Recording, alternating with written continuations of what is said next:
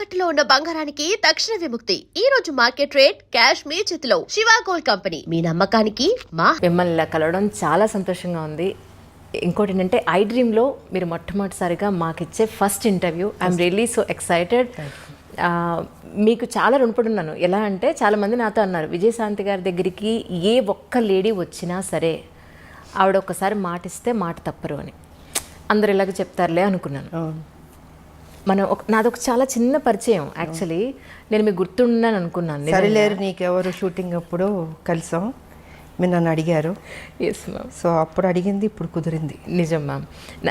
నాకు ఎంత సంతోషం అంటే మా లాక్డౌన్లో మీ డోర్ కొట్టి మ్యామ్ ఎంట్రీ ఒకసారి గుర్తు చేద్దామని వచ్చానంటే, మీరు ఇక్కడి నుంచి అంజలి నువ్వు నాకు గుర్తున్నావు, నేను నీకు ఎంట్రీ ఇస్తాను, మాట ఇచ్చాను, ఇస్తాను అని అన్నారు. మాట ప్రకారం అలాగే నిలబెట్టుకున్నారు. Thank you. నాకు ఇప్పుడు అనిపిస్తుంది ఏంటి అంటే, మీలాంటి వాళ్ళు కదా నిజంగా రాజకీయాల్లోకి రావాలి. మాట ఇచ్చారు అని అంటే అది నిలబెట్టుకునే మనుషులు కదా రాజకీయాల్లో ఉండాలి. But really ma'am, such a great meeting with you. Thank you. చాలా చాలా సంతోషంగా ఉంది. అది నేను నా సంతోషం చెప్పలేకపోతున్నా ఒక్క మాట. మన ఇంటర్వ్యూ మొదలు పెడతాం, ఇలా ఇంటర్వ్యూ మొత్తం పూర్తూనే ఉంటారు. Really ma'am, really ma'am. Ma'am, actually మీ లైఫ్ని ఒక 3 పార్ట్స్గా తీసుకుంటే, 1 మీ పర్సనల్ లైఫ్, 2 సినీ రంగ ప్రవేశం, 3 రాజకీయ జీవితం. ఈ 3ంటిని ఐ డ్రీమ్లో ఒక బయోగ్రఫీ లాగా కమింగ్ జనరేషన్స్ ఎప్పుడు ఆల్మోస్ట్ యూట్యూబ్లో 100 సంవత్సరాలు ఉంటుందట. సో దీన్ని ఒక బయోగ్రఫీ లాగా తీసుకుని మీ జీవితంలో ఈ 3 ఎలిమెంట్స్లో ఇంపార్టెంట్ ఎలిమెంట్స్ని అలా డీటెయిల్డ్గా తీసుకుందానే ఉద్దేశంతో వచ్చిన కారణం. ఈ అవకాశాన్ని ఇచ్చిన మీకు నిజంగా చాలా చాలా ధన్యవాదాలు. ఒక్కసారి ఇప్పుడు దసరా నవరాత్రులు నడుస్తున్నాయి, చాలా డిఫరెంట్గా పెట్టారు బొట్టు. ఈ బొట్టుకి దసరాకి లేదు, నేను దీక్షలో ఉన్నాను. నేను ఆ పూజ చేస్తున్నాను, నేను నవరాత్రి పూజలు. సో కొన్ని పూజలు అంటే నేను డెఫినెట్గా నేను చేస్తూ ఉంటాను. సో ఇది నవరాత్రి కాబట్టి అమ్మవారికి ఆ దీక్షలో చేస్తున్నాను నేను. ప్రశాంతంగా ఉంటుంది మాకు. అంటే మార్నింగ్ అన్ని పూజలే ఉంటాయి కదా మాకు. గేట్ లోపలికి వస్తుంటేనే గేట్లోకి వస్తుంది ఒక ఫ్లేవర్, ఒక పువ్వుల వాసన, ఒక అగరబత్తి ధూపం. అది ఇల్లంతా మొత్తం పూజలు అగరబత్తులు అన్నీ ఉంటాయి. ఇంకా దేవుడు అంటే ఆ పూజ అంటే ఇంకా దానికి మనం టైం కేటాయిస్తూ ఉంటాం. కాకపోతే రాజకీయం మాకు ఉంటుంది, తప్పదు. సో దేవుడికి ఇవ్వాల్సిన సమయం, ఆ సమయం నేను ఇచ్చేస్తాను. మార్నింగ్ నేను ప్రశాంతంగా ఉంటుంది ముందు. ఈ అంటే పర్టికులర్గా ఆ బుట్ట అలా పెట్టడానికి కారణం ఏదైనా ఉందండి? ఏమో నాకు తెలీదు. దేవుని దండం పెట్టుకుంటా అలా పెట్టేస్తాను అంతే. ఇలా పెట్టాలి అలా పెట్టాలని ఏమి ఉండదు. అది ఆ పూజ చేసినంతసేపు స్వామిలో ఆ లీనం అయిపోతున్నట్టు ఉంటుంది. సో అది అయిన తర్వాత ఆ అమ్మవారి దీవెనలతో బుట్ట అలా పెట్టేసుకుంటాను. మరి అది అంటే సుమంగళీళ్ళు ఎప్పుడు ఇలా పెట్టాలి ఒకటి ఉంటుంది లెక్క. ఇదేమో అమ్మవారిది. అది ఒక్కసారి మీ ఫ్యామిలీ గురించి, అమ్మ నాన్న. ఫ్యామిలీ గురించి చెప్పాలంటే నేను, మా మదరు, మా ఫాదరు, ఒక అన్నయ్య, 4 కథ.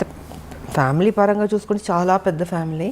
బట్ మా మదర్కి ఫాదర్కి నేను, మా అన్నయ్య ఆయన జస్ట్ ఒక 2-3 ఇయర్స్ బ్యాక్ చనిపోయారు. సో నేను ఒక్కదానే ఉన్నాను. అండ్ ఇప్పుడు నేను, నా భర్త, అంతే, ఇద్దరమే. చిన్న ఫ్యామిలీ ఇప్పుడు.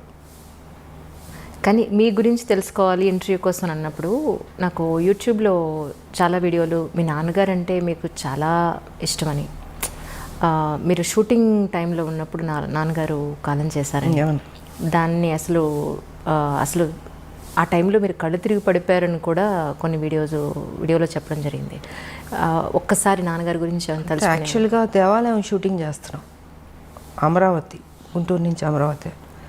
సో అక్కడ షూటింగ్ చేస్తుంటే అక్కడ ఏంటంటే ఫాదర్కి చితి పెట్టడం సీను, టి కృష్ణ గారు డైరెక్షన్, దేవాలయం, శ్రవణ్ బాబు గారు. నేను సో అక్కడ ఫాదర్కి చితి పెట్టడం సీన్ నేను వెళ్ళి కూతురు చితి పెడుతుంది. ఆ సమయంలో ఏంటంటే ఇక్కడ చెన్నైలో అప్పుడు మా నాన్నగారు పోవడం జరిగింది. నాకు తెలియదు, చెప్పలే, టి కృష్ణ గారు ఎవరు చెప్పలే. సరే ఈవినింగ్ షూటింగ్ అంతా అయిన తర్వాత ఇన్ఫర్మేషన్ వచ్చింది. ఇప్పుడంటే మనకు సెల్ ఫోన్స్ ఉన్నాయి, అప్పుడంతా ల్యాండ్ లైన్, టైం పట్టేది, దొరికేది కాదు. ఐ థింక్ 6:37కి టి కృష్ణ గారికి వచ్చింది మెసేజ్ ఇలాగా ఫాదర్ పోయారు అనేసి. సో ఆయన ఏం చేశారంటే పోయారని చెప్పలే నాకు. నైట్ షూటింగ్ ఉండింది, డే అంతా శ్మశానంలో షూటింగు, నైట్ వచ్చి ఈ దశావతారాలు పాటలు చేస్తున్నాం అది. సో దానికి నేను డ్రెస్ చేంజ్ చేసుకోవడానికి క్లాసికల్ డ్రెస్ చేసుకుని రెడీ అయ్యి వస్తున్నాను. టి కృష్ణ గారు అన్నారు, ఇలా నాన్నగారికి బాగాలేదంట, బయలుదేరమ్మన్నారు అన్నారు. అంతే చెప్పారు. ఏమైందంటే లేదు బాగాలేదన్నారు, అంతే టెన్షన్ అవ్వబాకమ్మా, బాగాలేదన్నారు అన్న. సరే ఆల్మోస్ట్ అన్ని ట్రైన్లు వెళ్ళిపోయినాయి.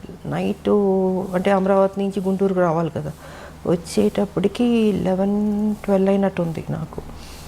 ఇంకా 12 లాస్ట్ ఒక ట్రైన్ ఉండింది, ఆ ట్రైన్ పట్టుకుని నేను చెన్నైకి వచ్చాను.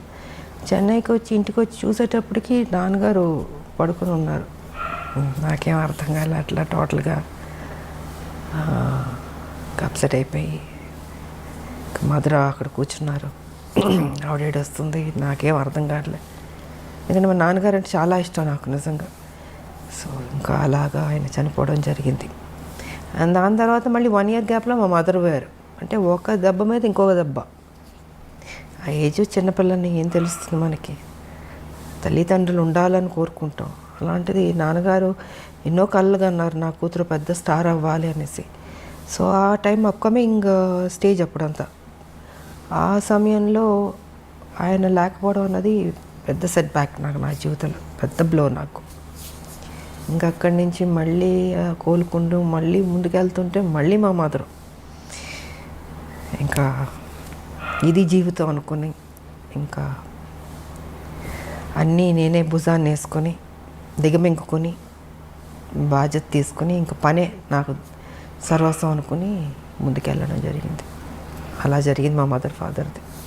కానీ ఒక ఆడపిల్లకండి, అంటే అబ్బాయి సొసైటీలో ఏది ఉన్నా, ఎవరి సపోర్ట్ ఉన్నా లేకపోయినా ఈజీగా అమ్మాయితో కంపేర్ చేస్తే ఈజీగా గెటన్ అయిపోగలుగుతాడు. కానీ ఒక అమ్మాయికి పేరెంట్స్ సపోర్టు, పేరెంట్స్ తర్వాత ఒక మంచి భర్త సపోర్ట్ లేకపోతే అంత ఈజీగా ఏ ప్రొఫెషన్లో ఉన్నా పైకి రావడం ఈజీ కాదమ్మా, చాలా టఫ్ అది. కాకపోతే నాకేంటంటే ఫస్ట్ మదర్ ఫాదర్ పోవడం వల్ల లైఫ్ విలువ, వాల్యూ, బాధ్యత అన్నీ ఆటోమేటిక్గా దేవుడు నాకు తెలిసేటట్టు చేశాడు అనిపిస్తుంది. సో రైట్ టైంలో ఒక ఏజ్లో మ్యారేజ్ కూడా, అది కూడా నాకు దేవుడు చేశాడన్నదే.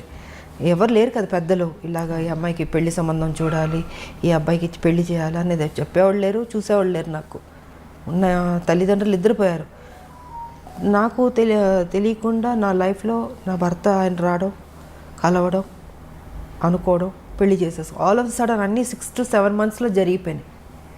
సో రైట్ టైంలో రైట్ డెసిషన్ అంటారు చూసారా, అలాగా రైట్ టైంలో దేవుడు ఆయనే నాకు, అంటే ముక్కోటి దేవతలు పెళ్లి చేస్తారన్నట్టు ముక్కోటి దేవతలు దీవించినట్టు ఉండింది నాకు మంచి భర్త ఇచ్చి.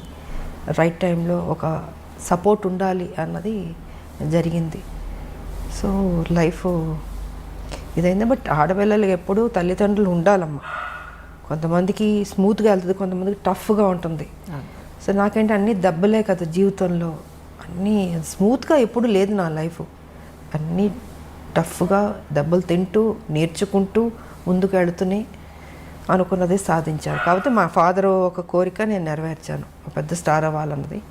దాని తర్వాత మా భర్త సేమ్ అదే బాధ్యత ఆయన తీసుకుని, ఆయన కూడా అక్కడితో ఆపలే.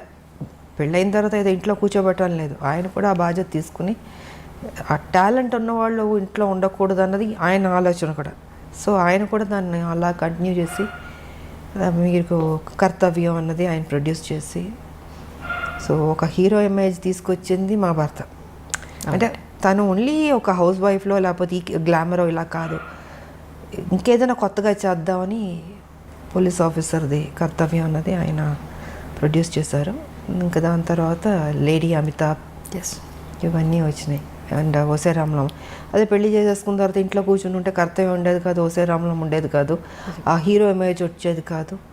సో క్రెడిట్ ఐ థింక్ మా హస్బెండ్కి ఇవ్వాలి. నేను జనరల్గా మనకు ఉంటుంది, చాలే పెళ్లి చేసుకుందాం సెటిల్ అయిపోదాం అనుకుంటాం, కానీ అలా అనుకోలేదు. ఇంకా అది కూడా కాదు, దాని తర్వాత మళ్ళీ పాలిటిక్స్ కూడా నా మనసులో ఉంటుంది మనకి, కాకపోతే అవన్నీ జరుగుతాయా అని ఒక డౌట్ కూడా ఉంటుంది. కానీ వెనక నేను సపోర్ట్ చేసి ముందుకు నడిపిస్తూ ఈ దారిలో వెళ్ళు, ఈ దారిలో నువ్వు చేయి, నీ డ్యూటీ నువ్వు కరెక్ట్గా చేయి, ఆటోమేటిక్గా అన్నీ సర్దుకుంటాయి, మంచి జరుగుతాయి అన్నది ఆయన చెప్పింది. ఇంకా అలాగా. కానీ ఒక విమెన్ ఏ ఇండస్ట్రీలో ఉన్నా సరే ఒక ఇమేజ్ తెచ్చుకోవడం, వాళ్ళకంటూ ఒక గుర్తింపు తెచ్చుకోవడం అనేది చాలా కష్టం. అందులో గ్లామర్ ఫీల్డ్లో, ఫిల్మ్ ఇండస్ట్రీలో ఒక హీరో ఇమేజ్ అనండి, అది కమర్షియల్గా అయినా సరే లేదంటే ఒక వాల్యుబుల్ పాయింట్లో అయినా సరే, మీరు ఒక హీరో ఇమేజ్ని అప్పట్లోనే హీరోలతో సమానంగా మీరు రెమ్యునరేషన్ పాయింట్ ఆఫ్ వ్యూలో కానీ మీ ఒక మాటకు విలువ కానీ అప్పుడు మీరు అంతా సంపాదించుకోవడం అనేది మామూలు విషయం కాదు యాజ్ ఎ విమెన్. సో అదంతా ఈజీ అండి. ఒక అమ్మాయికి ఒక హీరో ఇమేజ్ని తీసుకొచ్చి ఫస్ట్ థింగ్ ఏంటంటే మనం మెంటల్గా ప్రిపేర్ అవ్వాలి.